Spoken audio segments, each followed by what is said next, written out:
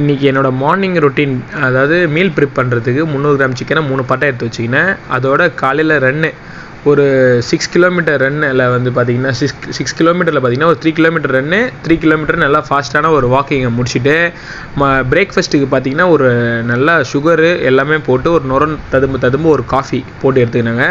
அதாவது வடிவேல் சொல்கிற மாதிரி இப்போ ஒரு 16 கண்டி நெய் எடுத்து தோசைக்கல்லில் ஊற்றாமல் ஒரு 2 ட்ராப்ஸ் எண்ணெய் விட்டு நல்லா வந்து பார்த்திங்கன்னா ஸ்க்ரப் பண்ணி விட்டுட்டு அதில் ஒரு கரண்டி மாவு எடுத்து ஊற்றி ஒரு சின்ன ரவுண்டாகவும் இல்லாமல் ஒரு பெரிய ரவுண்டாகவும் இல்லாமல் ஒரு பொதுவான ஒரு ரவுண்டை ஊற்றி அதில் 2 முட்டை போட்டு முட்டை தோசை ஊற்றி எடுத்துக்கினேன்.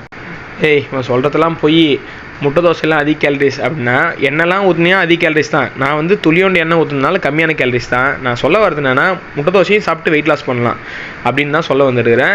அதான் பார்த்தீங்கன்னா இதுக்கப்புறம் வீடியோஸில் எனக்கு ஃபுல் டே ரொட்டீன் ஒன்று வேணும்னா மறக்காமல் கமெண்ட் பண்ணுங்கள். என்னோடய ஃபுல் ரொட்டீனும் வந்து கரெக்டாக உங்களுக்கு 1 டேக்கான வீடியோ ஃபுல்லாக அப்லோட் பண்ணுறேன். Tata bye by.